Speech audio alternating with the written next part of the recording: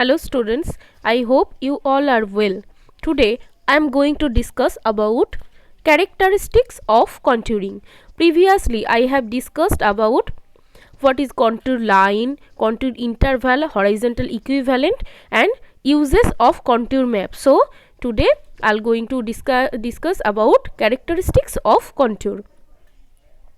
Since every point on a contour line has the same elevation, a contour map with a constant interval portrays the conformation of the ground in a characteristics manner.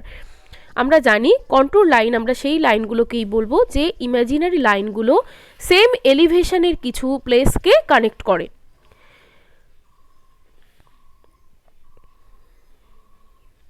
Following characteristics help in plotting or reading a constant map. All the points on a contour line have the same elevation.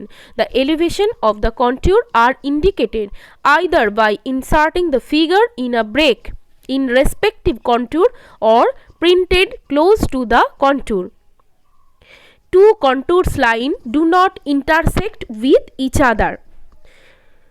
Contour lines always form a closed circuit, but these lines may be within or outside the limit of the map. Contours do not have sharp turning. তাহলে এখান থেকে আমরা যে ক্যারেক্টারিস্টিক্সগুলো দেখলাম তাহলে সেগুলো কি হলো না, contour line have the same elevation as we know, two contour lines do not intersect each other, মানে দুটো কন্ট্যুর লাইনস কখনোই একে অপরকে ক্রস করবে না, কখনোই একে অপরকে ইন্টারসেক্ট করবে না। কন্ট্যুর লাইন অলওয়েজ ফর্ম আ ক্লোজ সার্কিট, কন্ট্যুর লাইন সবসময় ক্লোজ সার্কিট তৈরি করবে, মানে সবসময় এরকম একটা সার্কিটের মধ্যে থাকবে, কিন্তু সেটা ম্যাপের মধ্যে বা বাইরে থাকতে পারে। Contours do not have sharp turning. Okay, so next, the contour lines are closer near the top of a hill or high ground and wide apart near the foot. This indicates a very steep slope towards the peak and a flatter slope towards the foot. তাহলে contour line সবসময় হিলের টপে closure হবে এবং যত বটমে আসবে মানে গ্রাউন্ডের কাছাকাছি আসবে সেটা ফ্ল্যাটার হয়ে যাবে। মানে এই যে একটা মাউন্টেন বা হিল, এর যত টপে যাবে স্টিপ স্লোপে যাবে মানে রিজের কাছাকাছি যখন পৌঁছাবে তখন কন্ট্যুর লাইনগুলো অনেক বেশি ক্লোজার হয়ে যাবে, মানে এরকম ক্লোজার হয়ে যাবে, কিন্তু যত বটমে আসবে সেটা ওয়াইড হয়ে যাবে। ওকে,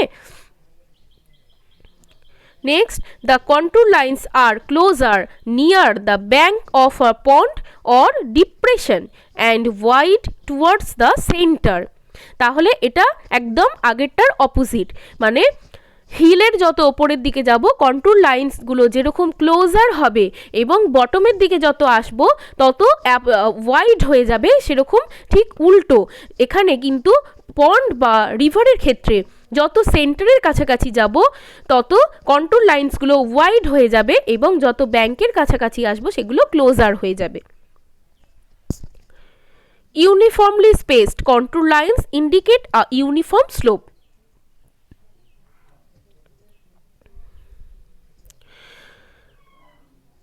কিন্তু এই ক্যারেক্টারিস্টিক্সগুলোর কিছু এক্সেপশনও থাকে, যেমন আমি বললাম contours line do not cross each other or do not meet at a point, but here when the hill is that type of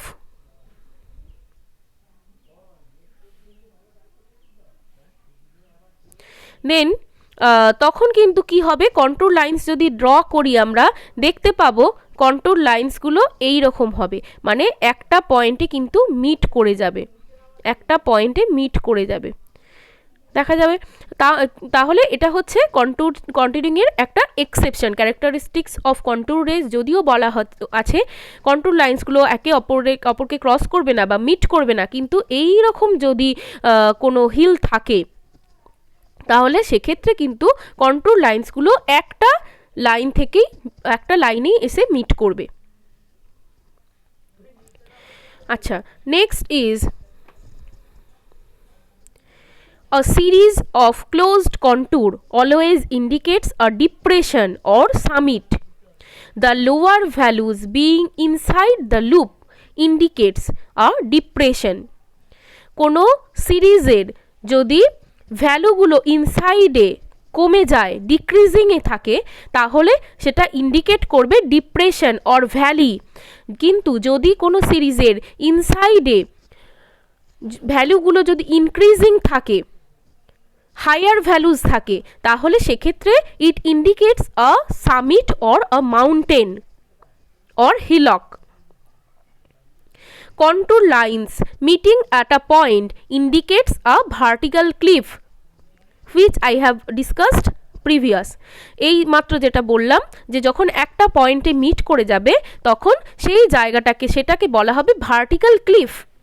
Contour lines cannot cross one another except in the case of an overhanging cliff. দুটো exception, একটা হচ্ছে vertical cliff, একটা হচ্ছে overhanging cliff, but the overhanging portion must be shown by a dotted line. তো আমি vertical cliff already দেখিয়েছি, এখন overhanging cliff দেখাবো। That is overhanging cliff. যখন কন্ট্যুর লাইনগুলো একে অপরকে মিট করে যাচ্ছে, এই রকম টাইপের স্ট্রাকচার যদি থাকে, তখন দেখা যাবে কন্ট্যুর লাইন ড্র করতে গেলে একে অপরের সাথে মিট করে যাচ্ছে, ক্রস করে যাচ্ছে, এবং যেই পোর্শনগুলো ক্রস করবে সেইগুলোকে আমরা ডটেড লাইন দিয়ে দেখাবো, এবং এটাকে বলা হবে ওভারহ্যাঙ্গিং ক্লিফ। তাহলে এখানে আমরা কিছু কন্ট্যুর ম্যাপ দেখিয়েছি। ক্যারেক্টারিস্টিক্স অফ কন্ট্যুর সবার কাছে ক্লিয়ার আশা করি, এবং এগুলো খুব ইম্পর্টেন্ট। যে কোনো জায়গার নেচার বোঝার জন্য, সেখানকার টোপোগ্রাফি বোঝার জন্য কন্ট্যুর লাইন কিন্তু ভালোভাবে বুঝতে হবে। So thank you all for watching the video.